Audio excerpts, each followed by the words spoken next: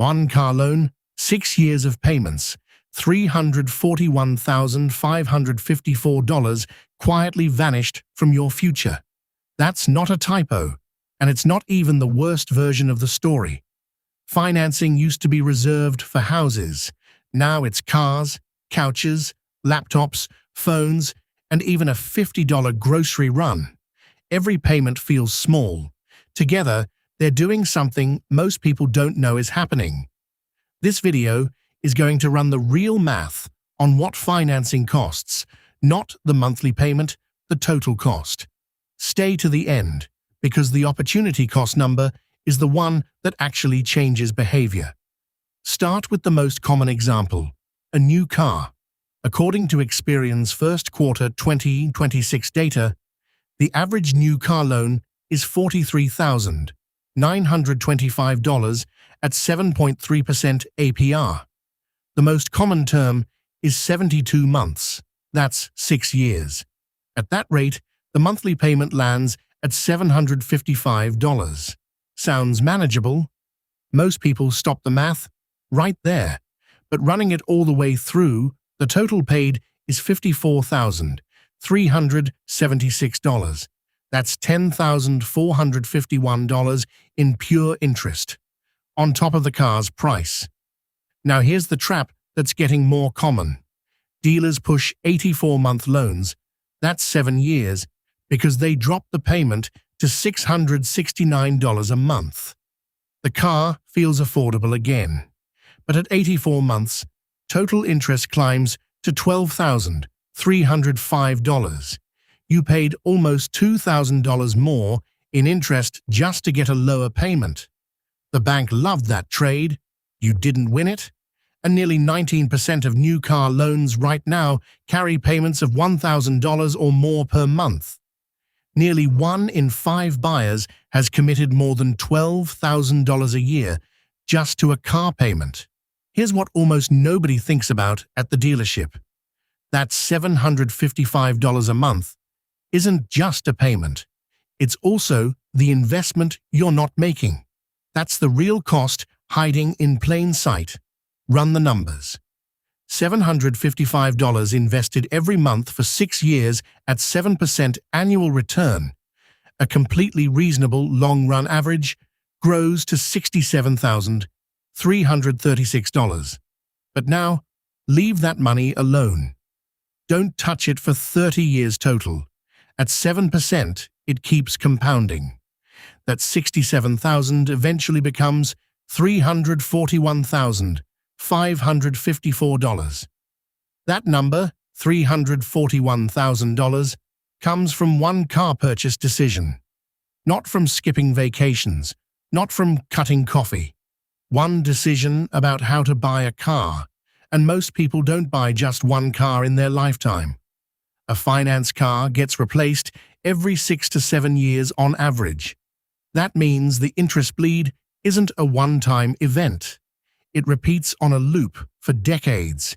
Every cycle, the lender collects $10,000 to $12,000 in interest. Every cycle, that money could have been compounding for the buyer instead. The gap between those two outcomes is where wealth is quietly built or quietly lost. Cars get most of the attention, but the financing habit doesn't stop there.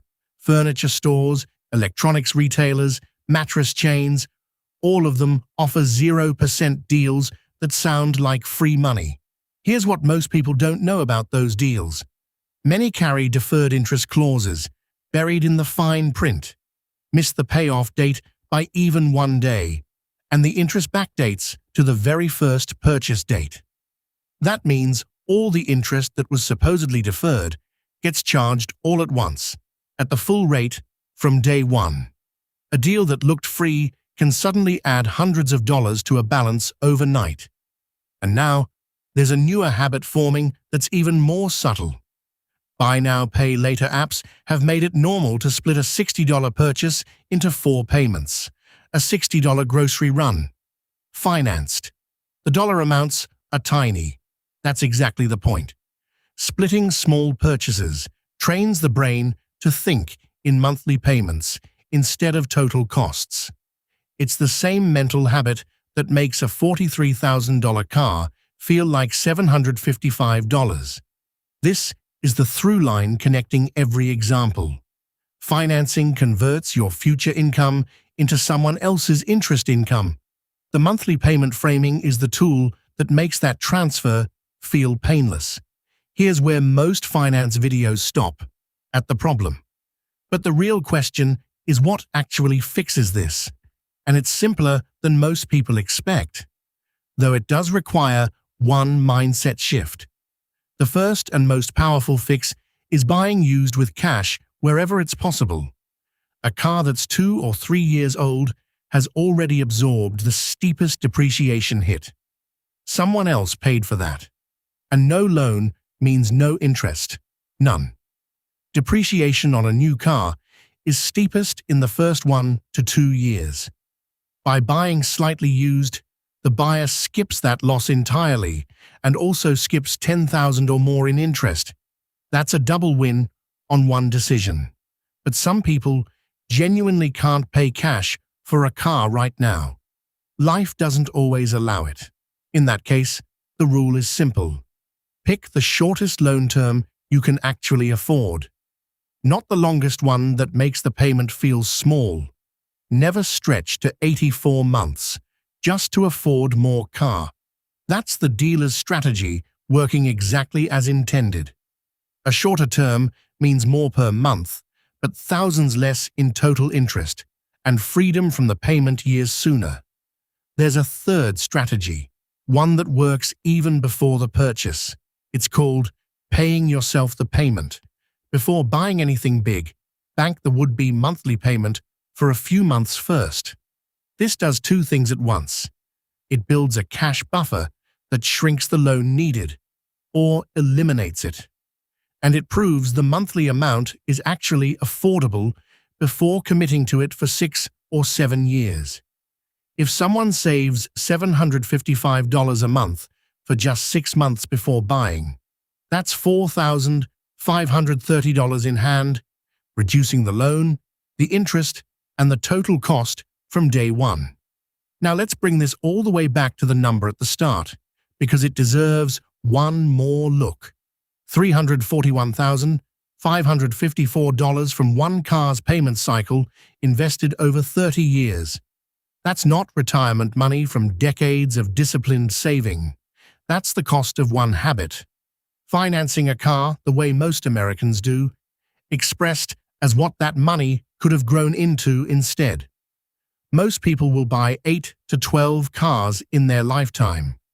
If each one comes with a $10,000 interest bill and a lost compounding opportunity, the lifetime total isn't $300,000. It's a number most people never sit down and calculate. The financing industry doesn't hide this. It just frames it in the language of monthly payments. Because that framing works. $755 a month feels smaller than $54,000 total. Both are the same purchase. The shift that changes everything is forcing the full price comparison before every finance purchase. Not the payment, the total. Add the interest, then compare that number to what the same money could do working for the buyer instead of the lender. If someone has money sitting in a savings account right now, they already have more options than they think. The question isn't whether they can afford the payment. It's whether the total cost of that payment is the best use of what they've already built. The real reason financing everything is making people poor quietly is that it's never one big moment. It's $755 a month. It's 4 payments on a $60 order. It's deferred interest that hits all at once. Small, invisible, repeated. Add them up, and they don't just cost money today, they cost the compounded version of that money across decades. And that's the number the monthly payment was always designed to hide.